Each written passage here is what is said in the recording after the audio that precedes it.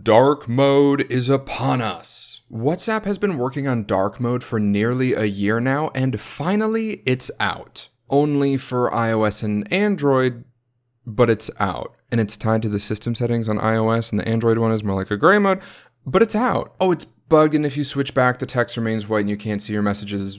But the app did hit 2 billion users recently, so now 1/4 of the world's population can enjoy the rather limited new look. While we're on the subject of updates, Viber has had a few updates this year. One added Notes, which are a clone of Telegram's saved messages. They're even promising that reminders are coming soon, again going after another hit Telegram feature. And speaking of dark mode, Viber also added their own, which is actually dark. More interestingly, they've also finally included the ability to mute chats permanently or for 1, 8, or 24 hours. Welcome to 2020, Viber. It's only going to get worse from here. Telegram's Valentine's Day update tweaked the people nearby functionality to allow users to make themselves visible for as long as they'd like. A Tindergram, if you will. And here I was thinking Viber would be the first to dive into the dating game given its name. Ugh. The new version also made profile pages more media heavy with larger profile pictures and a new Instagram grid look and feel. From their latest beta versions, chat tabs for organizing your conversations are also on the way. This is another long overdue feature, so let's hope it isn't an elaborate April Fool's joke. Signal's beta is now testing reactions. Fingers crossed that it won't disappear like Telegram's version, which briefly appeared late last year on the Telegram beta, but seemed to have since been buried deep in the code cemetery. The EU Commission has prompted its staff to switch to Signal as a way to migrate away from the leak-prone WhatsApp. Oddly, a consulting cryptography expert co-signed the move, praising Signal's security as, unlike WhatsApp, based on an encryption protocol that's very innovative. Except, WhatsApp uses the same protocol. I think I know what he's getting at, but it's comical nonetheless. It's almost like nobody knows what they're talking about.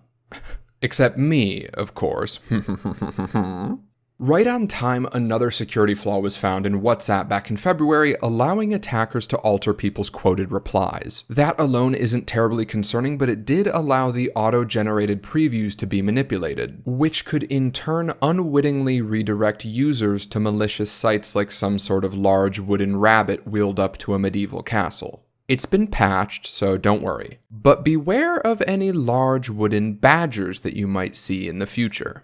Less severe but more publicized, there was some panic surrounding Google indexing WhatsApp group chat links that had been publicly posted elsewhere on the web. While the conspiracy theories quickly rolled in, the truth is that Google indexes everything, unless it's specifically told not to, so it was the simple byproduct of what happens anytime something is shared outside of a private chat. WhatsApp probably should have caught this before internet randos did, but being ahead of the curve isn't exactly what they're known for.